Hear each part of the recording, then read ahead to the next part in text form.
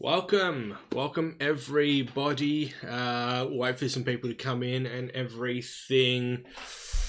Round 20 has been done, completed. You'll see that some things have changed here in the background. Just wait until you see Footy Rivals because there's been a lot of changes on that set, which I'm hoping you will be excited for, but that's for a couple more days for you to see. There are some more changes to come to that setting, but it's still underway. Round 20 is completed, as we just discussed, and some interesting outcomes came about from the weekend, and it's opened up the final eight. We're probably looking into this weekend, thinking, and probably the last few weekends, that the final eight would be pretty settled, except for maybe Adelaide. We thought maybe Adelaide might be the only one to drop out, but they got a win, and it's not as clear cut and dry as we first initially kind of thought, which isn't necessarily a bad thing. It just makes a good ending to the season, which is fantastic. But right now, we want to go through, have a look at what actually happened over the weekend, as well as go through a couple of other things that you guys can interact with, voting on who wins the 2019 Brownlow medal for the rest of the year. Who do we think has it sewn up? And I'll get your suggestions and stuff as to who do we think is in the mix for the Brownlow as well. Thanks, Wex, man. So what actually happened over the weekend? So we can come here, the AFL site, and have a look at the fixtures. Should we have a look at the ladder? We'll have a look at the ladder first, and look at the positionings of each club and everything. So clearly, we see straight off the bat, Geelong, they didn't have a good week. They haven't had a good stretch of games since the bye, actually. They've had a win-loss record. They're now equal points with both West Coast and Brisbane Lions, but their healthy percentage is obviously helping them out. But if they drop another game, they're in serious danger of dropping out of that first position and potentially losing a home final, or two home finals, I should say. So that's a pretty big concern for Geelong, especially with the way that they're playing at the moment. It's very slow, it's very deliberate. It's very easy to counter. Teams are finding it very easy to counter now. So West Coast are on a string of wins. They're looking for their fourth against Adelaide. They comfortably beat Carlton, and nothing should be taken away from Carlton there. Carlton actually played very, very well, but you could definitely see the class of the defending premiers coming to the forefront, and definitely outclassing their younger opponents. Brisbane Lions came away with a good win as well. They probably should have had a bigger win over the weekend, but the Bulldogs, after half time, actually snapped into gear, and they were probably lucky to not lose that game, the Lions, because the Bulldogs missed their opportunities and could have come away with a win and actually put in their top four credentials into question with regards to the Lions. And with the Bulldogs losing, it just puts more pressure on them not potentially making the final eight, which is unfortunate for them. But they are still in the hunt. They're one game behind Adelaide plus percentage, and Adelaide don't exactly have the cleanest run home. Neither do Port Adelaide. And you've got Fremantle around the mark as well, with the exact same percentage, actually. There was a statistic that I read, I think it was yesterday. This far into the season, the Western Bulldogs and Fremantle, with regards to wins, losses, and percentage, there's never been a team closer this deep into the season. So that's a very interesting thing. This season has pumped out a lot of interesting statistics that we've never really seen before, or haven't seen for a very long time. It's just that kind of year, really. It's a pretty good year, to be honest, but it's just that kind of year where interesting things are happening. Richmond, they flogged. Who did they verse on the weekend? They flogged their opponent on the weekend by a pretty healthy margin, which helped them. I can't think of who they actually played over the weekend from the top of my head, but we'll have a look at the fixtures and everything. But they keep their top 4 credentials alive. They're in the top 4 pretty comfortably at the moment, but if they do drop a game and GWS continue on their winning streak, which it looks like they will with their draw, GWS have a much healthier percentage than them, so Richmond have got to keep winning.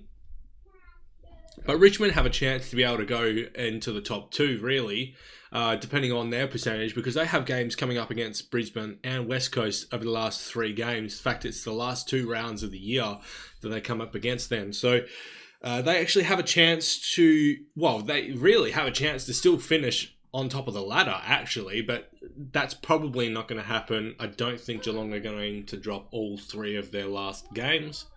GWS keep their top 4 hopes alive by continuing to churn out the wins. They'll probably get another win over the weekend.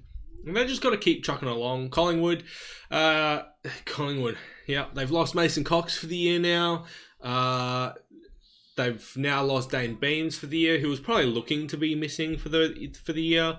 But he's officially now gone for the year, unfortunately, for the Pies. Yeah, their injury concerns over the last 5 or 6 years has got to be really throwing some questions up to their medical staff. But the thing is as well, a lot of their injuries, well, not a lot of their injuries, there's been a fair few injuries over the course of that 5 to 6 year period, where it's just been stupidly unlucky. You've had a broken leg in there. You had Adam Treloar last year tear off both of his hamstrings. Like, that just never happens. There's just been a lot of really odd things happening to the Pies list. Essendon choked over the weekend. They are not guaranteed a top 8 spot yet. They still need to win probably their last 3 games to make sure that they finish the top 8, especially considering their percentage. If they continue to lose, if they lose just one more game, they'll drop below 100%. So their percentage isn't looking too healthy. Welcome, Barry boy. How are you going, buddy? Adelaide churned out a win despite the odds against them and their club, and Port Adelaide as well. Justin and I were really hard on the 2 South Australian clubs on Thursday on Footy Rivals. Deservingly so. I'm still going to be pretty hard on both of the clubs. Just because they got a win on the weekend doesn't alleviate the pressure that I'm going to be placing on those clubs, because they definitely still need to perform. I think Adelaide are probably not going to drop out of the 8 now. Just got home from school. Oh, well. Good stuff, Barry. How was school, mate? The Dogs unfortunately didn't get a win, but they still keep in touch with the top 8. Despite their percentage, I don't think they'll make it. And same with Fremantle, I don't think they'll make it. Hawthorn effectively drop out of the race after their loss. Bad as usual. Yeah, right. North Melbourne aren't going to be there either. They're too far back. St Kilda as well. And then we come down to the Sydney Swans. Carlton had a good showing, but ultimately failed. Melbourne were pretty horrific. And Gold Coast, have now lost 15 on the trot. That was the weekend. That's the ladder. It's very, very interesting. Unfortunately, some clubs are just out of the running now. Carlton are looking a very interesting prospect into 2020. I'd be very interested to see whether they keep David Teague on or not. Obviously, Ray Shaw got the gig last week. I think Carlton should take up David Teague, but whether they will or not is another story. And our ladder predicting it. That's all right. Fixture. So,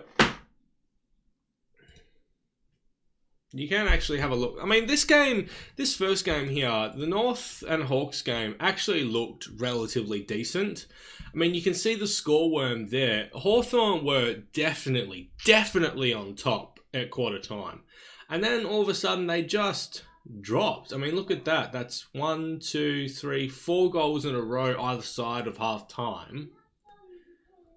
And they just couldn't kick enough goals from there. I mean, they kicked another 5 goals after kicking the opening 4 goals of the game. Or not opening 4 goals. Oh, yeah. Well, 1 on the side. After kicking 4 goals in the first quarter, right, they only kicked another 5 goals from there on in. When you compare that to North Melbourne's 11 goals in the back 3 quarters. They just got thumped in the end. They got outworked. They got outmanned. They just got outclassed.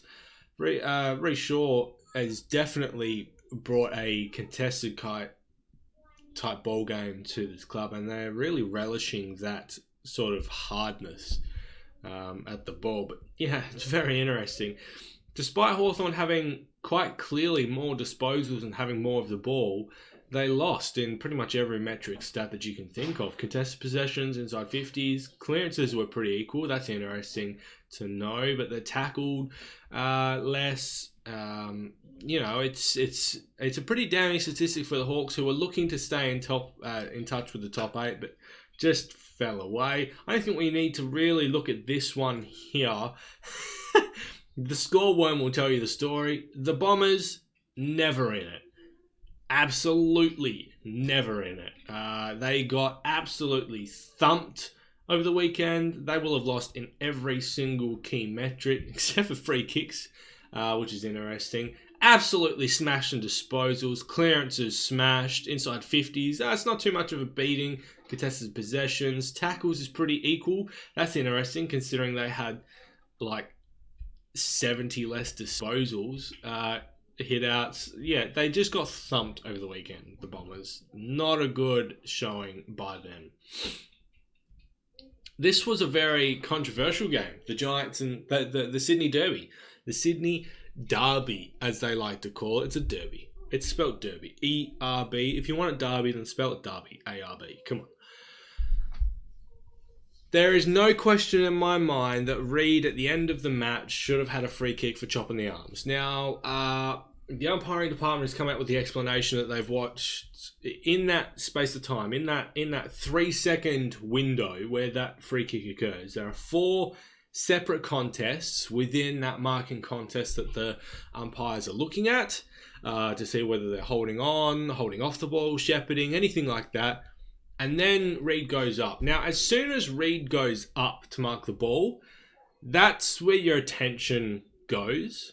And if you miss the arm chopping, the arm dragging, that's pretty damning. I don't buy the excuse from the umpiring department that they're looking at 4 separate matchups. There's 3 umpires on the field, right? So does that mean that 3 umpires were looking at the contest off the ball instead of the contest on the ball?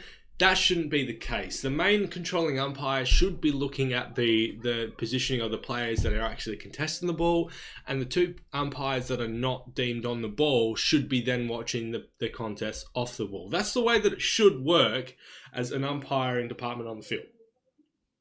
Not the controlling umpire trying to look at every single thing. The controlling umpire should be looking at the main play, and the umpires that are not controlling the play at the time should be looking at the off-the-ball contests. Now, for them to miss that is pretty ridiculous. I don't buy the excuse that the umpiring department has come out. Don't get me wrong, I understand what they're saying, but the fact that they got it wrong is inexcusable, considering that potentially cost Sydney the game. It cost them a scoring shot in the last 30 seconds of the game. And that's inexcusable from an umpiring department that we have been arguing for. I mean, we on the show have been arguing all year, but I've been arguing for a couple of years now. The umpiring department and the umpires should be full-time basis, and they're not. And so that's pretty, I think this is the only professional sport in the world that does not have full-time umpires. And in this game, you need as much training into your umpires to be able to adjudicate the game as well as you can, And don't get me wrong, the umpires do a solid job, but that's not good enough. That's not good enough in my eyes. Dockers take on Geelong.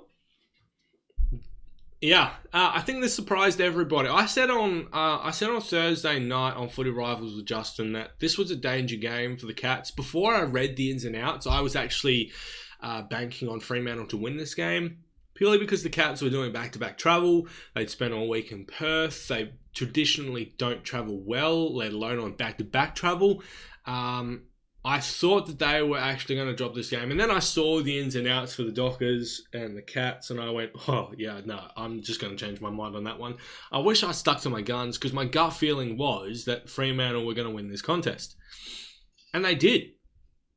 For after the third quarter time, the Dockers completely blanketed the Cats. Should we know that the Cats were putting a ton of pressure on the Dockers leading up to half time, and the Dockers they absorbed it. They absorbed it. They settled. They would not allow the Cats to score, and then the Dockers kicked 2 quick goals, took lead into half time, and from there you just felt, oh, the Dockers are probably actually in this. They might actually have this. And lo and behold, they just kept absorbing all the pressure that Geelong, I felt, for probably 3/4 of the game, had most of the control of the game, but the Dockers just absorbed all of that control until they got the momentum themselves. And they took advantage of their momentum better than what the Cats did. And the Cats held momentum for longer, but their style of play doesn't... It's really weird. If Geelong have momentum in a game, they don't use it to their advantage and they don't play quick. When you've got momentum and things are just going right for you, the ball's bouncing your way, you're breaking tackles, you're able to find space and everything, you go fast. You only go slow when you don't have momentum, so you can absorb the scoring potential of the opposition whilst they've got momentum and whilst they've got clear on top of the ball. But Geelong just want to go slow all the time. So even if they do have momentum and the Dockers are playing poorly, they have enough time to set up behind the ball to absorb that pressure. And that's not... I don't think Geelong have that balance right at the moment. At the start of the year, Geelong went fast when they needed to go fast, and they went slow when they needed to go slow. They went slower more often than not, but when they went fast, they went fast. And clean ball use is definitely something to attribute to going and playing fast football. But the Cats, since the bye, have just gone slow. I don't think I've seen the Cats have one single fast play since the mid-season bye, and that's a pretty damning thing to say, because it means that the players don't know what to do when they have momentum on their side. They don't know to go fast or when to go fast or how to go fast to be able to open up their opposition. They're really struggling at the moment against all sorts of opposition, and you can see that just in the scoreline. Geelong never had clear momentum in terms of scoring compared to Fremantle. And I felt that they had control of the ball and the game at various times, especially in the first half, to be able to put scoreboard pressure on, and they couldn't because of the game style. Mind you, it should be said that Fremantle's pressure is probably the best pressure game of football I've seen this year from any given team. So that shouldn't be taken away from Fremantle, but a lot of discussion needs to be coming around the Cats and why they're dropping so many games. Melbourne and Richmond. I watched a lot of this game and I felt that Melbourne weren't too bad. I mean, you can see that at half time. Melbourne are in this game. They're playing well. They're playing on at all costs, which I don't think is the right way to play, specifically against the Tigers, because they love when the ball is in play. If you keep the ball away from the Tigers, Tigers can't do anything. They don't like you playing slow, concise, precision football. Provided that you can actually keep up the foot skills to play that kind of football. When the ball is in play and in dispute, like it was a lot of the time with the Melbourne game, the Tigers will eat you alive in that pressure, high and pressured environment. They will completely maul any opposition team in the competition, and they've been doing that for 2-3 years now. Why you would want to bring that game style to a Richmond game when you know you're going to be out hunted is an absolutely ridiculous choice of game plans to go into, especially considering your team is already out of form. Play keepies off. make Richmond defend. Make them tire themselves out, so that way when you do go fast and you do try and do that high-pressure football, the Tigers players are already worn out, specifically by the end of the game, so that you can pile on the goals when you have that momentum and you can play fast. You got to play slow against the Tigers. You got to make them defend. You got to make them run around the ground, especially over the MCG. You got to use the expanses of the MCG to make the Tigers players defend hard, because come the end of the game, come the end of quarters, the Tigers tire out. And you can pile on goals through fast play then. But that's only if you're controlling the ball. And Melbourne didn't recognise that. They just went fast all the time. And then Richmond played the opposite. They controlled the ball and then went fast when they needed to. So that by the time the end of quarters came around, especially in the second half, they dominated. And Melbourne were never in the contest from half time because they were exhausted. You know, that's what happens. Adelaide and Saints were an interesting game. Adelaide were probably clearly on top for pretty much most of the game. You see that.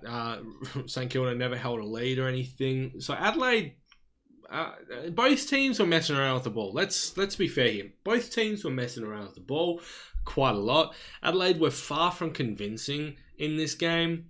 They just got to run on goals in the last quarter to be able to put on a buffer. But St Kilda never looked out of it, and that's not a convincing thing when you're from Adelaide.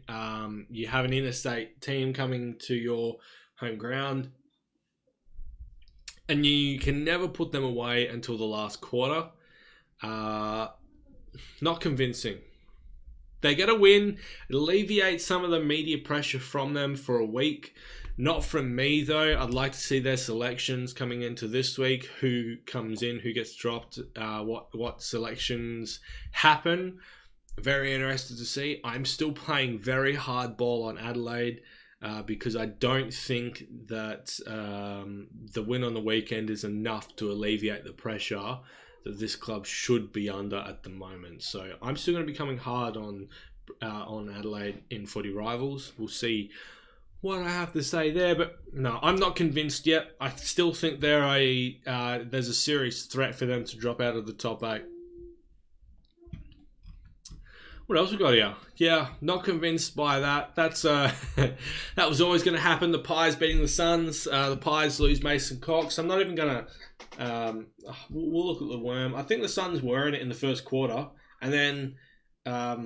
yeah, they weren't in it from there. They kicked 5 goals for the rest of the match. That's not great. At least they kicked at least a goal in every quarter. But the Pies, look at that. 4 goals, 6 goals, 6 goals. And then they finished with 2 goals. What happened there? They just completely stopped and slowed down. That's not great. They need some percentage. I think their percentage is higher than Richmond's at the moment. I'll have a look at that.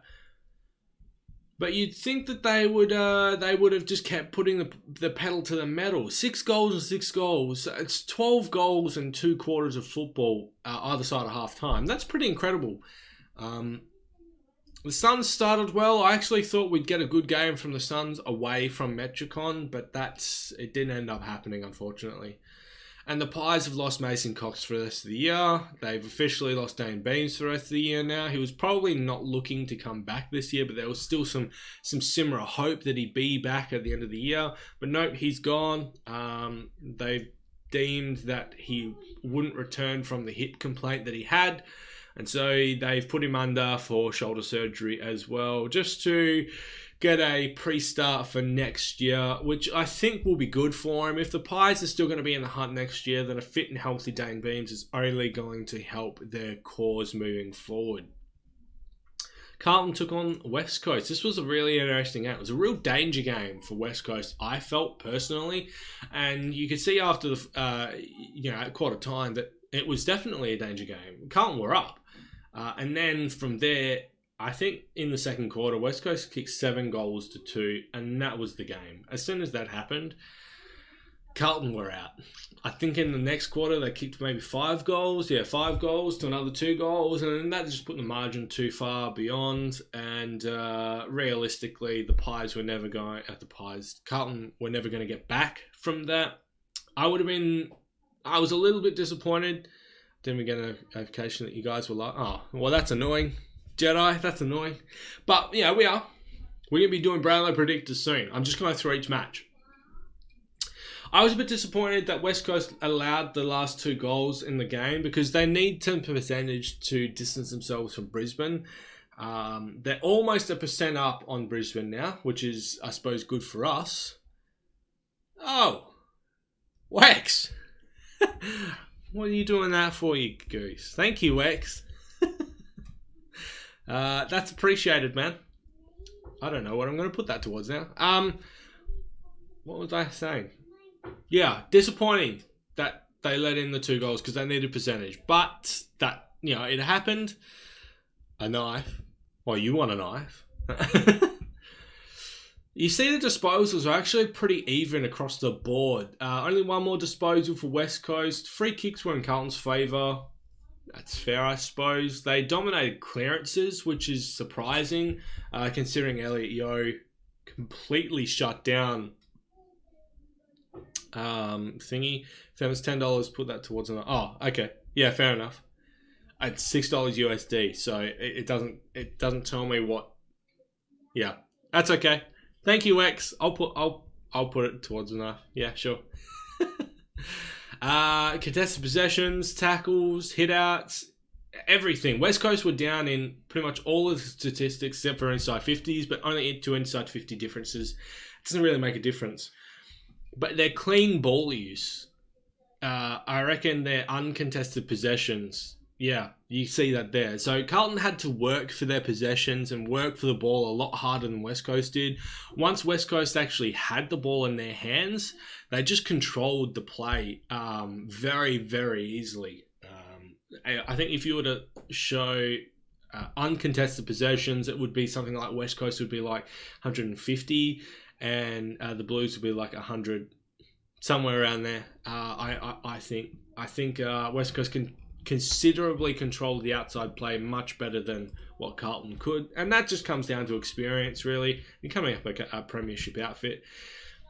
This was a game that was obviously playing relatively close to the West Coast game, and a lot of interest has been put into the percentage of both West Coast and Brisbane. And Brisbane come out with a flying scoreline.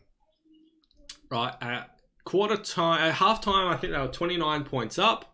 It looked like they were just going to continue on. You see that Brisbane, the Bulldogs open up with a goal, and then Brisbane go 1, 2, 3 quick goals, and then all of a sudden, the Bulldogs kind of kicked into gear, and they went, okay, hang on, we can't be having this at the moment. We need to go. If we want to win this game, we need to go now. And they do. They go 1, 2, 3, 4 goals in a row. Bang, bang, bang, bang. They bring the margin down to about 18 points, 19 points, but then concede the last goal of the quarter. They're only 24, 25 points down at this time. They're still in it, but unfortunately they waste a lot of their shots. They kick a lot of behinds. They kick a lot of... they're just not clean with the ball, and they lose it from there, unfortunately. And that's kind of their own fault. But the smaller win from Brisbane meant that West Coast retained second spot, which I was happy with as we come back to the ladder. And there it is. So percentage is definitely a big factor in these 2 games here, but they do both come up against Richmond in the last 2 rounds of the year, which is potentially going to help Richmond out. Yeah, so much left to play for the rest of the year. It's not even funny. There is so much that can still happen. The top 8 can change so very, very much. This is something I hadn't seen yet. It only came 14 minutes ago. AFLX has officially been removed from the preseason's fixturing. We all kind of knew that was going to happen, so that's not too bad, I suppose. I'm just hoping they put something else that's lively in there. What other news has there been? Crows, bros, hoes. Down to... That is the worst headline I've ever read. Oh, yeah. Blake Caracello is going to Essendon at the end of the year from Richmond as an assistant coach. That's pretty interesting. I think most Bombers fans are really actually keen for that to happen as well. It's not really been too much news happen over the course of the day, really. What I want to know, though, okay, we've got some stuff that we've got to discuss. Okay, now the Brownlow medal is going to be coming in to play. Well, I mean, there's 3 rounds left to go for the counts to be put into the Brownlow medal. We've got 5 people here. It's not a lot. I would have hoped for a few more, but I'm interested to see who you think is going to win the Brownlow medal for 2019. So I've come up with a poll, but I want you guys to add in some player names as to who you think is going to be in the running for the Brownlow. So at the moment, where's my polls? I've got Tim Kelly and I've got Lachie Neale in there as names. Who else should be in there as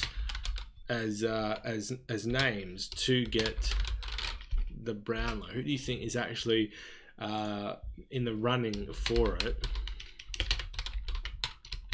Maybe if we put Luke Shuey, maybe Dustin Martin, Nathan Fife, Patrick Cripps,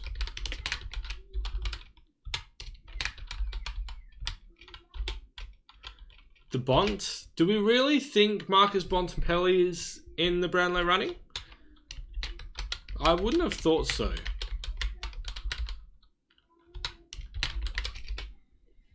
Mind you, in saying that, I haven't watched a lot of the games that he's actually been in this year. We've got 7 players. This is actually a really interesting year for the Brownlow. Most years, or at least the last few years. So last year was Hawthorn player. What's his name? God, I can't think of his name. Who got the Brownlow last year? The Hawthorn player. I genuinely can't think of his name. Mitchell. Tom Mitchell. Thank you, Cam. God, I had the serious biggest blank. I had this face in my head. I just couldn't think of it. Bonner's going to be way up there. He always plays well, and this has been his best year by a mile. You're not wrong, but I don't think the Bulldogs have been winning enough games for him to be polling. So last year, Tom Mitchell was the clear front runner. There was no one really competing for the Brownlow with him. The year before was Dustin Martin. There was no one really competing with him. The year before that was Patrick Dangerfield, and then the year before that was Nat Five. So every single year for the last 4 or 5 years, we've had a very clear front runner to win the Brownlow. But this year, there isn't a front runner. There is about 8 to 10 players who are genuine chances to win the Brownlow. We're going to put Brad Crouch in there. We'll put Brad Crouch. We'll just go Crouch. And Treloar. I'll put Adam Treloar in there. Who do I have winning it? That's a very interesting. I think Neale is probably the front runner at this stage. I think it was Tim Kelly, but Tim Kelly has dropped off. For me, I think it's Neale's year. If he doesn't get it, then I don't know. I think Fife is still a serious chance to get it as well. I think Freo have won enough games, but Fife has still been very dominant in the games that they haven't won. So, you go back to the Freo Hawthorn game. Nat Fife is clearly the best person on that ground despite them not winning. So, yeah. We got 9. We have 9 players here. I'm going to put up a poll. You've got 2 minutes to decide. So go through and have a look at the list of players and put in the poll who you think will win the Brownlow. I'm interested to see who you vote will win. We've got Tim Kelly, we've got Lachie Neale, Luke Shuey, Dustin Martin, Nathan Fife, Patrick Cripps, Marcus Bontempelli, Brad Crouch, and Adam Treloar. That's 9 probably genuine players that could win the Brownlow this year. I'm interested to see who I'm interested to see who from each club would be the front runner. Do we think Brodie Grundy, actually, I didn't put in there. Do we think Brodie Grundy is a genuine chance to win the Brownlow despite being a ruckman? I think he's a genuine chance. He's definitely been... he's easily been Collingwood's best player for the year. There's no question about that. But whether he gets enough votes or not, because he's not a midfielder, is another story.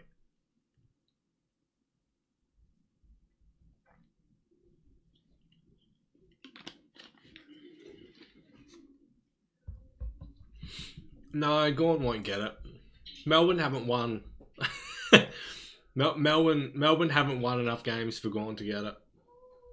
Gawn has been Melbourne's best player, but other teams have been so dominant against Melbourne that other teams are just going to be polling too well against Melbourne, and so Gawn won't get the votes. Unfortunately, that's just the way that it is. Boak could be a sneaky chance, but again, I don't think he's been Port Adelaide's best player, but he won't poll in any of Port Adelaide's losses, and there are some wins in which he won't poll in either. Like, there are some losses. I think he's played his best in Port Adelaide losses, but the other team has played so good against Port Adelaide that he won't feature in the votes.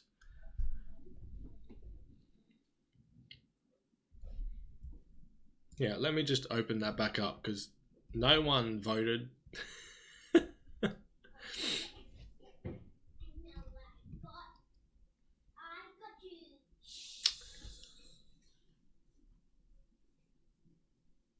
Yeah, it's I'm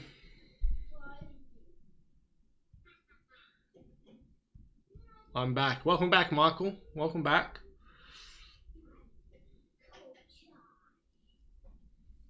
Do I think... See, yeah, Treloar's been good, but he's not been Brownlow good, I don't think. I don't think he'll get there. Yeah, I think it's probably... I think there are, in my opinion, 4 genuine Brownlow contenders. That being Tim Kelly, Lachie Neale, Nathan Fyfe, and Patrick Cripps. I think those are the 3 genuine Brownlow contenders this year. I think Bontempelli will have his best year, but I don't think he'll be in a Brownlow contention type year. I Crouch to win. Yeah, no, Crouch won't. Adelaide haven't been great, to be honest.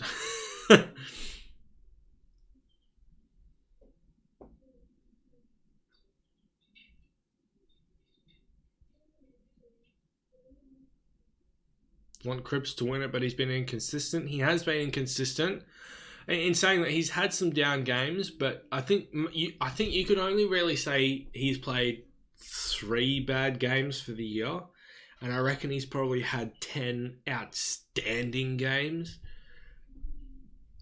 Honestly, don't know why I'm here. Why do you say that, Michael? Cripps can't shake a tag. No, he does have... No, I wouldn't say he can't shake a tag, but on the hard clamp down tags, he doesn't do well on, especially against big-bodied taggers. He doesn't know how to combat that because he's never really been tagged in his career. It's only really started to take down this year for people to actually start tagging him, which is insane because of the kind of player that he's been every year. But I think most teams have gone towards Gibbs or I mean, I couldn't even say that they've gone to Murphy because Murphy's just not that great anymore. We'll close it and complete it. I don't actually think we have enough people here to be able to do this convincingly. The poll, we only had 2 votes come in between Neale and Bontempelli. You wanted to what, Michael? You wanted to watch PewDiePie? Is he streaming at the moment? Well, there you go. My leaderboard has Neil 27, Kelly 22, 521, Trelaw 19, Crips 18, Bont 18. Yeah, I see. I haven't actually done a leaderboard this year. We'll be doing a leaderboard next year. There's a lot of things that we'll actually be incorporating next year. We'll be doing like a Brownlow leaderboard. We'll be doing a tipping leaderboard. We'll be doing. We did do an AFL fantasy this year, but we never really actually advertised it. So we'll be doing that next year as well. If you want to get on top of that, see you, Michael.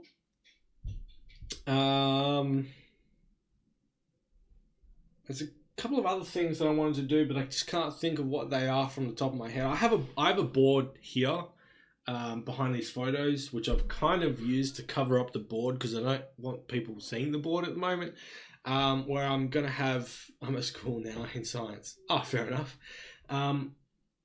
Where I'm going to have a list of ideas and everything for what we're doing over the off season. We will still be bringing content over the off season.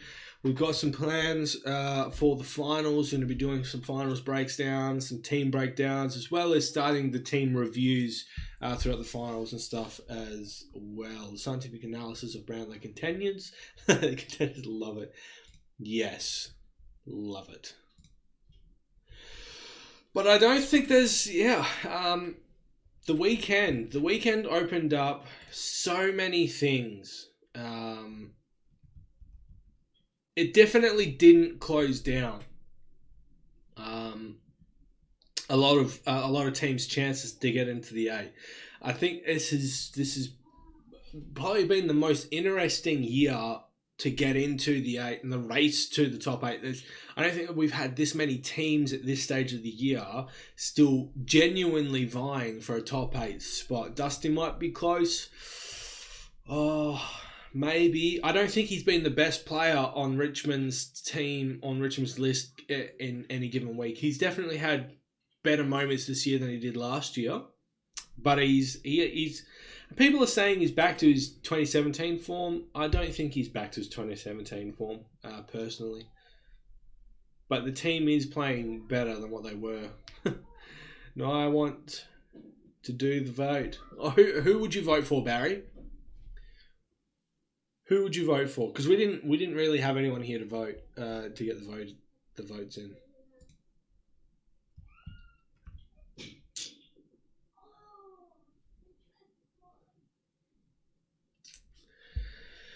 But yeah, I don't really think there's much left to go and do. Richmond Blues prediction. Huh? What? Oh, you want to do a prediction for that? No. we'll go through and do our predictions in footy rivals. Crips. You reckon Crips gets it? He's definitely a chance to get it. Definitely a genuine chance to get it. But for me, I think there's 4 clear-cut Brownlow favourites. It's Kelly, Fife, Neil, and Crips. The Brownlow will be one out of those 4 players. I think I will decide which of those 4 players gets it at the end of the year. I'll at the end of the year, so after round 23, I will put out a prediction on who wins the Brownlow, and that will be what I'm sticking with. I think that's a good thing. Crips against Cats and Tigers is going to be hard. I think the Blues are a genuine chance to beat the Cats. Not the Tigers. I think they'll lose against the Tigers, but I think they're a genuine chance against the Cats. Anyway, guys, I think that's going to be me for the day. Just a shorter stream. I kind of like this format as opposed to doing a video with regards to reacting to the round. Get your involvement, get to share opinions with you and at the time. But I think that's going to be me today. There's not really a great deal to go through and actually talk about and discuss from the events of the weekend, other than how it's shaping the final 8. Collingwood can still drop out. Essendon can still drop out. No team is safe. The top 4 hasn't settled yet. Even Richmond can still drop out of the top 4, really, as can West Coast and the Lions, I think, and Geelong, actually. But I just don't think it's... I think those 3 teams are settled in the top 4. Richmond is still at risk of dropping out, depending on how their games against Brisbane and West Coast go.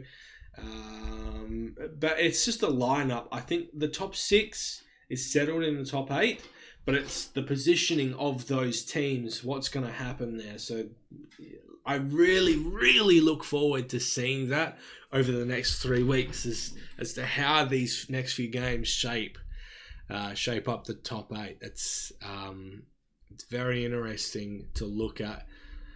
And it's going to be interesting to do like a year in retrospective when it comes to looking at a lot of these teams and how they opened up their year compared to how they finished them off. And yeah, very interesting. Looking forward to it. Anyway, guys, that's going to be me. Thank you very much for joining me this afternoon. I will see you on Thursday night for Footy Rivals. Don't forget to hang around for that. We have a new set. It should be noted, we have a new set for Footy Rivals. I'm very, very excited to show it off. Not going to do it yet. It's going to be on Thursday. I'm very excited to show that off to you. And I'm hoping that goes well, because there's a bit of technical stuff behind the scenes that goes into making that particular set work. I'm hoping it works on the night, because if it doesn't, it's going to be pretty embarrassing. So, yeah. Thank you very much for coming in. My name's Ryan, and this has been your AFL Access. Bye.